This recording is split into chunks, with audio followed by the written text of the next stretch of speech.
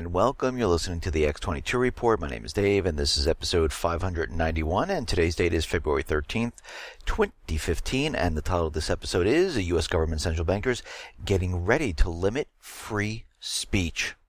Let's get into the economic collapse news. Now, we see the conversation between Greece and the ECB is continuing, and we realize that Greece is basically bankrupt. The government was elected promising the people they would have no austerity. They would try to write off a lot of this debt. And Greece is looking at Russia or China, looking at Euro, trying to decide which way they're going to go. But during all this, the banks basically need more funds. There's a shadow or a quiet bank run going on where people taking their money out very, very quietly, slowly, so no one realizes what's going on here, but they're very nervous. And we see a lot of money has been withdrawn from the banking system. The European Central Bank has given Greece about 5 billion euros. This is a lifeline in the form of additional emergency loans to Greek banks, bringing the total up to 65 billion euros. And right now, they don't have that much more time. They are losing money every single day. They don't have enough money to keep the government running, to keep the banks funded. And right now the ELAs have been extended through February 18th. Those are the emergency loans. So we can see right now they are trying to stay afloat while they negotiate with Europe, with Russia and China. And eventually, they're going to have to make a decision. Europe is going to have to make a decision. Do we write off the debt, or do we just let them leave? Does Russia say, okay, we will bail you out, we will help you by spurring economic growth, by hopefully not giving them more debt? China might do the same thing. But we can see right now they're still negotiating with Europe, trying to figure this all out. In the meanwhile, the people are still out of work. They still have no way of surviving. They're out on the streets. They're losing their homes. They're losing their businesses. Hopefully, sometime soon, they will make a decision on which way to go to help the people. And we'll have to watch this as time goes on. Here in the United States, what are we seeing? Well, we see that the UMich consumer confidence is declining at this point. People had hope that they were going to get raises, they were going to find a great job, they were going to buy a house, they were going to buy a car, and that hope seems to be fading at this point. After 6 months of soaring confidence, the UMich consumer confidence tumbled from 11-year highs by the most since October 2013 in January, printing at 93.6, missing expectations of 98.1 by the most on record. The drop was led by a plunge in current conditions from 109.3 to 103.1. Fewer now expect higher incomes, and those who have favorable business expectations plunged from 70 to 58, with a surge in people expecting bad times over the next 12 months. People are starting to wake up, and they're saying, you know something? I was hoping for a better job. I was hoping for more money. A lot of companies are saying there is no cost of living raise. A lot of companies are saying, you know what, we're going to cut bonuses. A lot of companies are laying off, and people are nervous and scared, and they're seeing what's going on right now. A lot of people are putting out resumes why they have their jobs, and they're getting no response. This is making them nervous, and this is why we see people and their confidence starting to drop.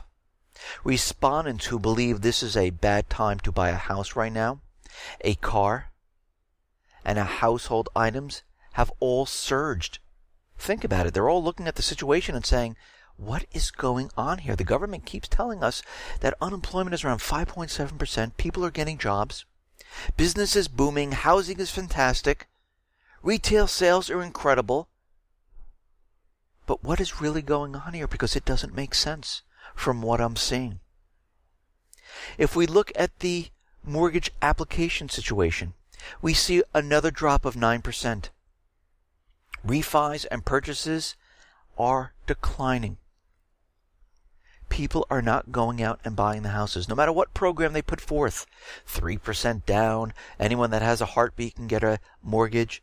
This is why Bank of America is laying off 250 people in their mortgage department in Charlotte. Because people are not taking out mortgages. They're holding on to their money. Even with the oil prices suppressed, people are saying, you know what? I'm saving whatever I have right now, not going out to spend, because I don't know what's going to happen. I do not feel confident in this economy. The Baltic Dry Index continually declines. It's down to 530 points. It's down another 10 points. And this is raw material that factories use to produce goods. Well, I guess they don't need the raw materials at this point because people aren't buying. People aren't buying, they don't have to produce it. So we're starting to see the entire system start to fall apart right now. But there are central banks and countries out there purchasing gold. Official central bank purchases rose 17% in 2014. Russia and Kazakhstan dominate the purchases.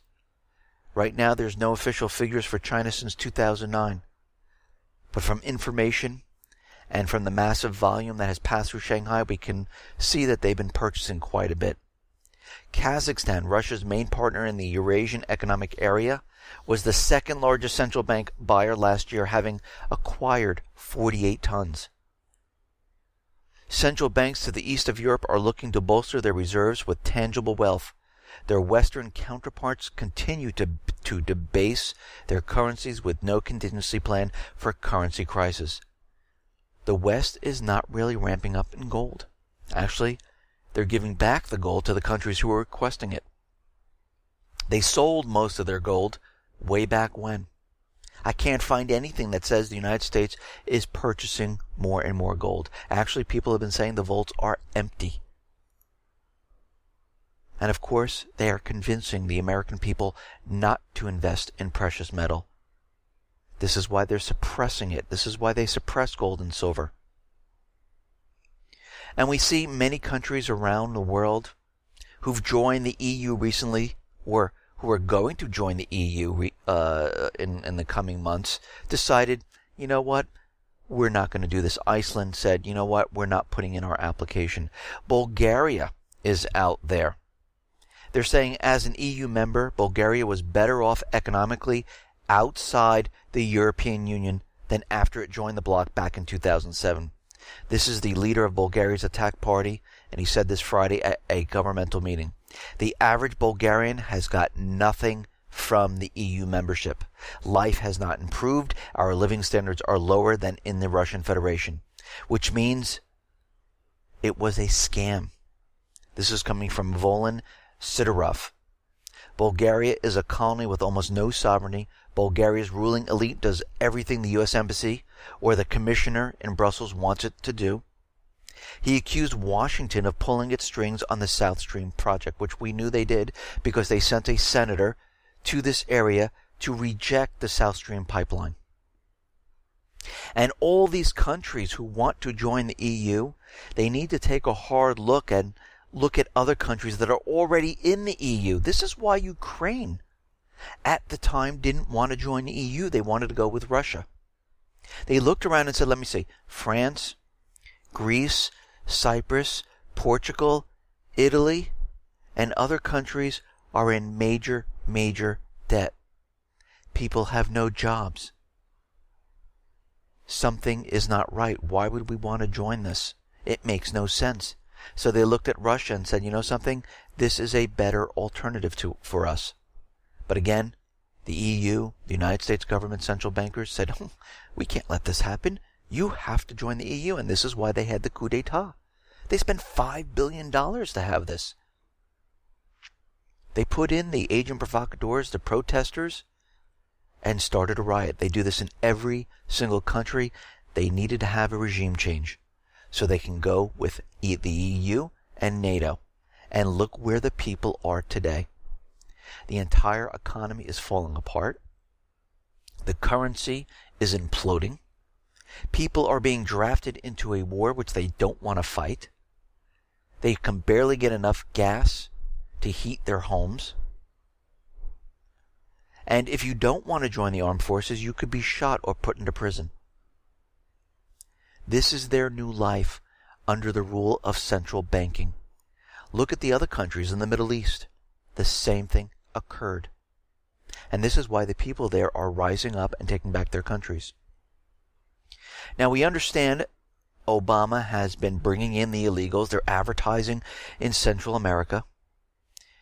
Of course, these illegals then are given work papers and everything else, driver's license, you name it, social security cards, and they're put into the corporations to work for the corporations without getting penalized. The corporations will not get penalized by Obamacare. But it seems there is a loophole in the illegals getting driver's license, social security numbers, because the loophole allows them to vote. President Obama's temporary deportation amnesty will make it easier for illegal immigrants to improperly register and vote in elections. State election officials testified to Congress on Thursday saying that the driver's license and social security numbers they will be granted create a major voting loophole. By the way, it is illegal for non-citizens to vote, and all of these people are non-citizens. But again, with the loophole, they can vote because no one's going to check, and this is exactly what they wanted. The newly legalized workers can apply for back refunds from the IRS, even for years when they didn't file their taxes. Are you allowed to do that as a citizen? Absolutely not. So it seems like they're getting better benefits than the people who are living here in this country. Those people in this country who are out of work, trying to survive, get nothing from the government because you're a citizen. They don't need you anymore. They need those people who are outside of the system to work for the corporations. And this is why Obama specifically waited to pass or write his memorandum after the elections in 2014. He did it on purpose. Absolutely. Now, if we go back in time, Obama said that he would veto any type of law like SOPA, CISPA, CISA, and we know this is a lie because he's been creating executive orders that actually support these laws. And actually, he created a legislation that is a mirror copy of CISPA and CISA, and of course, it's his alone. And we can see right now that he is getting ready to sign another executive order, which a lot of people are calling the Patriot Act 2 of the digital age. Now, what is he trying to do here? Well, he's trying to take control of the internet. He's trying to spy on the American people. He wants the private information from all the companies. And this is the spin the government is using. This will be an effort designed to spur collaboration and deter hackers. This is coming from the White House. In reality, what Obama's latest executive order will do, it will expand the universe of entities that has access to the trove of private confidential data contained in the vast government spying apparatus, which has been made all too clear now focuses as much on U.S. citizens as it does on legitimate foreign threats, and further eviscerate the concept of individual privacy in the U.S. In the aftermath of the Snowden whistleblowing scandal, which has now all been forgotten, there was a brief period when it seemed the growth of the U.S. spying apparatus would be halted if not put into reverse, but those days are long forgotten, and actually it has done the opposite. It's accelerating, and they're spying on more people, and they're passing or pushing forward new bills and legislation so they can spy on every single person and capture your private information. Obama is expected to sign an executive order that aims to make it easier for the government to share classified cyber threat information with companies. The bottom line is that all Obama is really doing is not only promoting data sharing between the government and key private corporations, and one wonders just how reciprocal such sharing will be, but effectively indemnifies them from obtaining and processing such data. And now you understand why the government is so against encryption. Because if you encrypt your data, they cannot read any of it. This is why they don't want Google, Apple, Facebook to encrypt any of this data. And let me ask you, why in the world do they need my private information of where I'm purchasing, what I'm doing? This does not help with cyber attacks whatsoever. What they're doing is they need to find this information so they can use it in their master database. Because you have to remember, they're setting up a real ID system where this new state ID, which goes live 2016, which you'll need to fly anywhere in the United States, or a passport. Your driver's license will not work. And eventually what's going to happen is they'll have checkpoints from state to state using this. This new real ID system will have an RFID chip, a barcode. They will take eventually the iris scan, DNA, and all your information will be sent up to a centralized database, which will be shared with Canada, Mexico, and other nations. And they want to link all this private information of where you shop, what you do every single day, into this entire system. And this is why they don't want you to encrypt your private information, because they won't be able to read it. And this is also being used to close down the society, to take control of the internet, because you have to remember, Obama is pushing to regulate the internet through the FCC. He wants to issue licenses for news bloggers or YouTube or anyone that's putting out a video. He wants to introduce taxes and other regulations to regulate what's going on, just like they're doing in the corporate media. And once this happens, what do you get out of the alternative media? The same thing that you get out of the corporate media. Nothing. Just propaganda. And we have to remember, propaganda is allowed here in the United States under Amendment 114, under the Smith-Mundt Act of 2012, Section 501, that says the United States is allowed to use propaganda on the American people. Basically, they're allowed to lie to you, and this is what they've been doing. But if we look at the 10 steps in closing down an open society, which we discussed before, they need to set up, and this is step number 4, internal surveillance system. And this is what they're doing at this point. And we can see that the society is being closed down, because when we look at the World Press Freedom Index, the United States now plunged to number 49. We were at 46. So when we look at this, we have less press freedoms than 48 other countries. How free is our press? Not that free. And we can see as time goes on, it gets worse and worse. I mean, we're below Romania and just above Haiti because of the war on information by the Obama administration. And as time goes on and they pass these new laws, and the FCC takes control of the internet, we're going to plunge way, way down. They will be closing the society. So we can see how this is all being fit together at this point.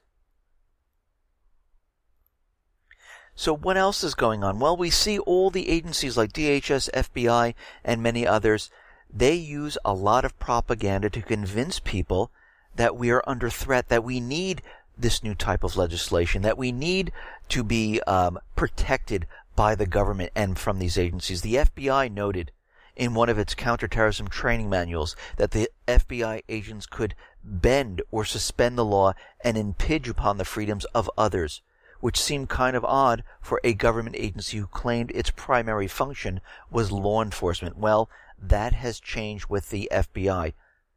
Before, this was what the FBI fact sheet said. The primary function of the FBI is law enforcement.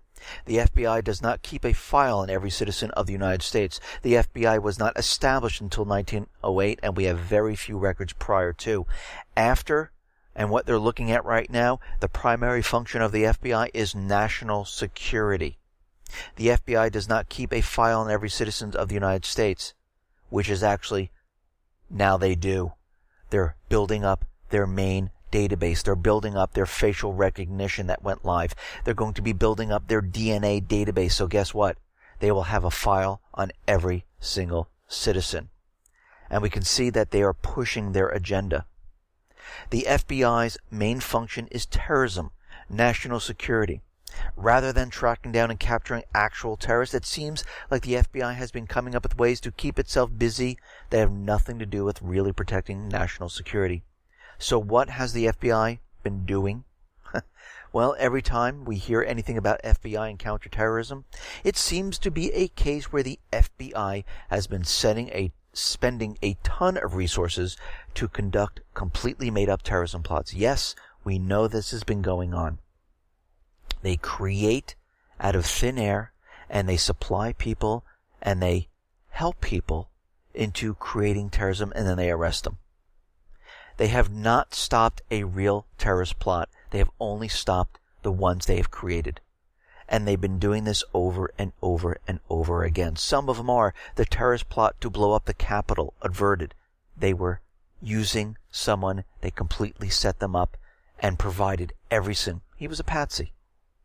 FBI helped supply fake explosives that appears to have convinced the group to move forward with its plot. Stopped an attempt to bomb Bank of America building.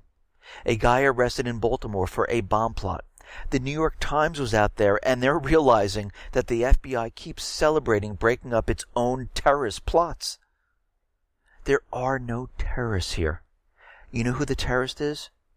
The central banking system, the Rothschilds, the elites who control the entire system.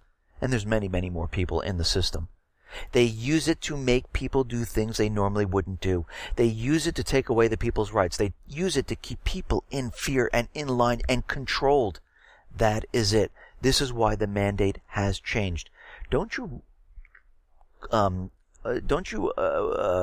think why the NSA, the FBI, and DHS, who has a cyber division, never can catch these cyber attacks?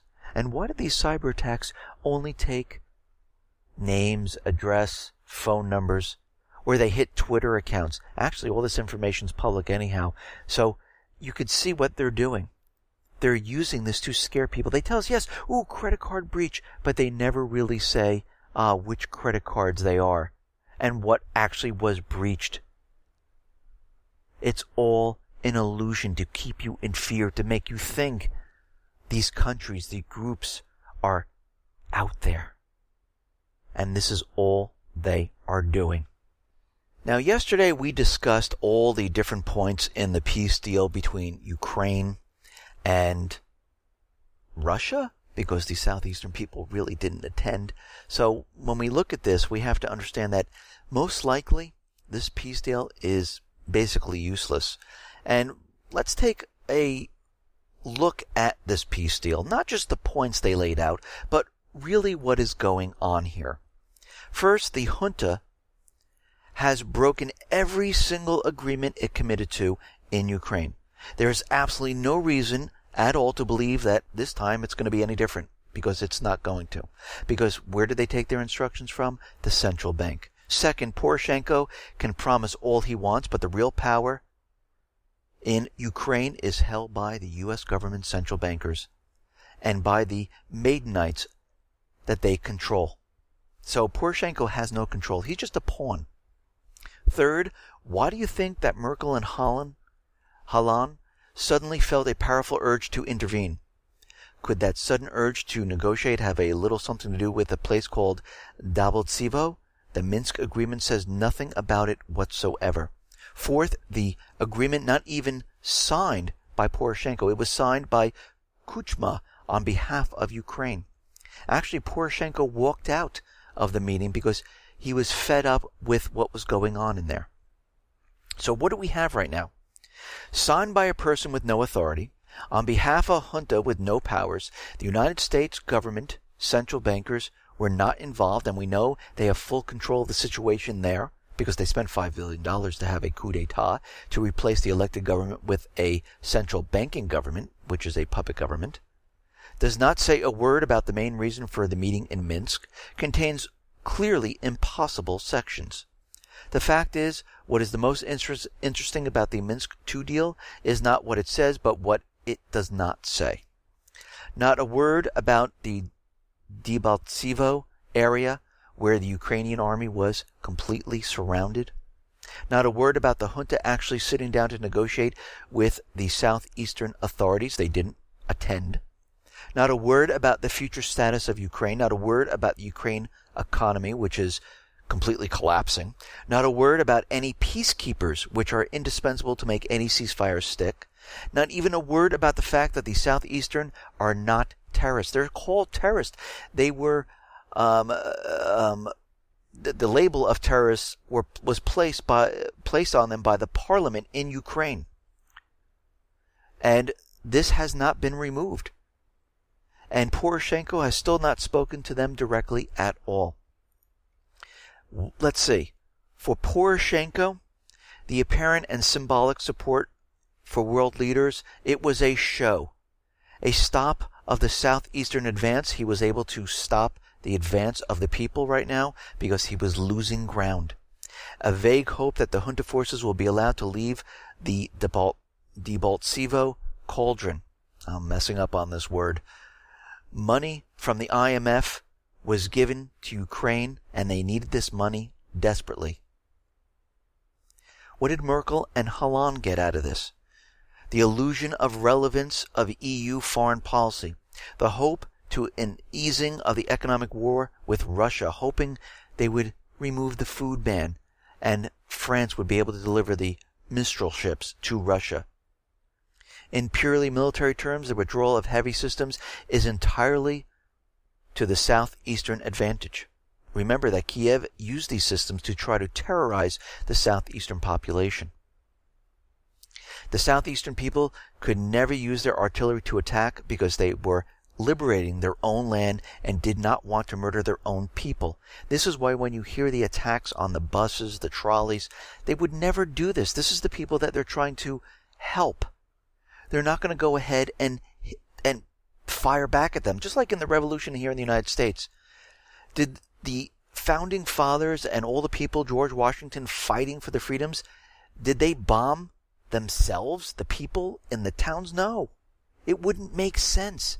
So the same thing in Ukraine. It makes no sense why they would do this if they're trying to liberate them and free them. It would make sense for Kiev or the central bankers to do it because they want to capture that area.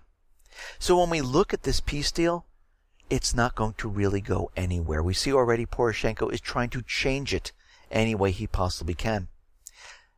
Kiev is continually shelling Lugansk and Donetsk. It has not stopped. The right sector leader in Ukraine, Dmitry Yarosh, said his radical movement rejects the Minsk peace deal and that their parliamentary units in eastern Ukraine will continue active fighting, according to their own plans.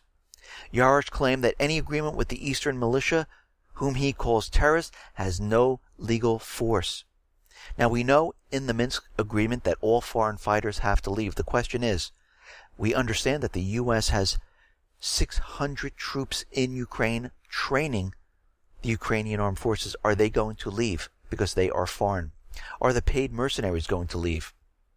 Is NATO going to pull out their forces? Are they going to leave?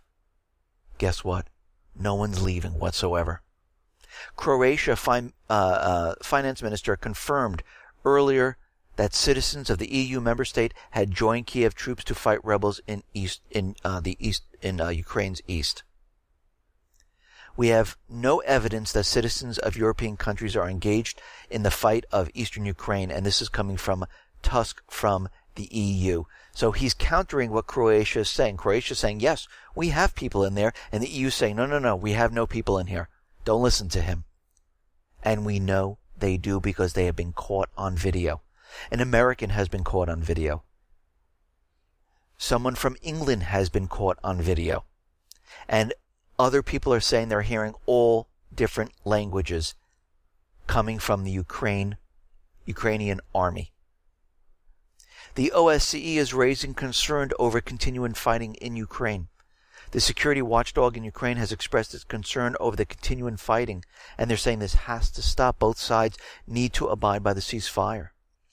Now, there will be most likely a ceasefire for a short period of time because Ukraine has to basically bring in more troops, more weapons, and get ready for a major offensive because they realize they've been losing, and they're using this time frame to basically ramp up their efforts. The OSCE observers are going to be increased to 350, and they're going to use drones and satellites to monitor the situation. And of course, NATO is out there. NATO Secretary General Jens Stoltenberg, he is out there saying he has complete intelligence that yes, Russia's military is in eastern Ukraine. We just can't show you pictures. We just can't show you satellite images. But we know they're there from our intelligence. We just can't give you the proof at this point in time. And the OSCE is out there saying that no, we see absolutely no Russian army units involved in combat whatsoever. Nothing at all. So we don't know what he's talking about. We see U.S. Senator Einhoff was out there presenting photos of the columns of Russian military hardware allegedly roaming Ukrainian territory. But what it turns out to be, the MPs in Kiev gave him photos from 2008, and he was passing these around. And then all of a sudden, people started to check on it and say, wait a minute, these photos are from 2008. These were taken by AP. These aren't photos. So now he says, we have new photos out there. And when you look at the new photos, again, they've been cropped, altered, and it looks like they're from 2012. And they're trying to use these to push lethal weapons to be brought into Ukraine. And again, they're using propaganda on the American people.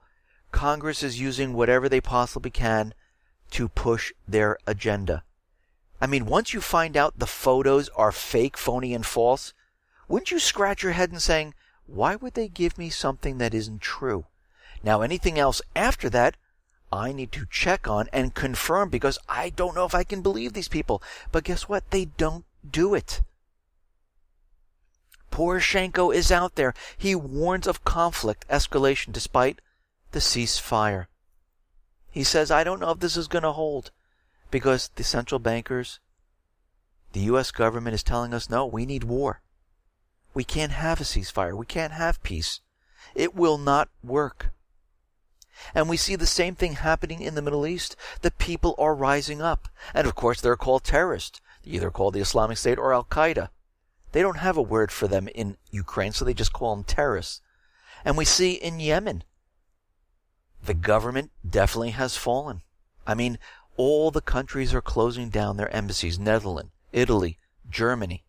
They're all closing down. UK, United States. They have lost there. The people have risen up. They're taking back their country. They actually don't want these countries in there right now. They need to form a government. They need to isolate themselves so they can put the country the way they want it. Just like the United States did right after the revolution. We were in a case of isolation during that point in time. We didn't want to deal with anything out in the outside world because we needed to regroup. We needed to create economic benefit for the people. We needed to rebuild, and we couldn't have outside influences. We see right now they're pushing their agenda with the Islamic State because, as we know, the authorization for war is being voted on in Congress. So what we are seeing, and this can't be coincidence, can it? And I don't believe in coincidences. This is all prepared and ready to go because they know every time there's legislation that has to be voted on, all of a sudden things start to happen. So we see the Islamic State gunman has seized a radio station in Libya, and they're out there speaking to the public, getting their message across, and they have definitely taken over Libya. This is all during the authorization for war. We see the Islamic State now has kidnapped Egyptians. But didn't Egypt and Russia just sign deals? Very interesting that all of a sudden the Islamic State went ahead and kidnapped or abducted 21 Coptic Christian Egyptians in Libya. Every time these countries get out of line, make a deal with China or Russia, something seems to happen. France was looking at removing the sanctions against Russia, recognizing Palestine. And all of a sudden, they didn't want to be part of the coalition, and they're saying, you know what, we really don't want to go to war here, and all of a sudden there was a terrorist attack. We see now that the Islamic State has breached a U.S. military base of advisors, and they're fighting them back. They dressed up as Iraqi soldiers. All of this during the authorization of war. Do you think they're trying to send a message to have this passed? I definitely do. Now, out in Iraq, we see that there was an Islamic State militant penetration in Iraq Air Base where U.S. military advisors are training. The first-time attackers have gotten beyond the outer perimeter. And now these advisors now are in battle with the Islamic State. And we can see Ron Paul is out there. And he said the following: declaring war against the Islamic State is like declaring war against communism or fascism. The enemy cannot be identified or limited. Both are ideological, and armies are incapable of stopping an idea, good or bad, that people do not resist or that they support. And this is exactly what it's about. They don't want to specifically say this is the enemy because they need to get into every country, and they would like to invade any country that they need to get into, like Yemen, like Libya, because all they have to do is say the Islamic State is there, show a flag, show about 10 people, and they say, they're in this country.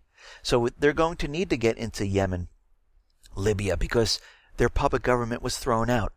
Lebanon, Iraq, they're in the battle right now because the people are rising up. They want to bring in ground troops into all these regions to put in place their puppet regime. And eventually what they would like to do is get into Syria, because as we know, Qatar is funding the Islamic State with many other nations to push the pipeline deal that's going to run right through Syria. The central bankers want to get hold of the natural resources to put it on the dollar. And eventually the goal is to get into Iran. And they're pushing their agenda as hard as they possibly can. And we can see this is going to lead to all-out war. And we can see they're not going to stop. Listen, everyone, thanks a lot for listening. Be well, be safe, and especially be prepared. Thanks a lot.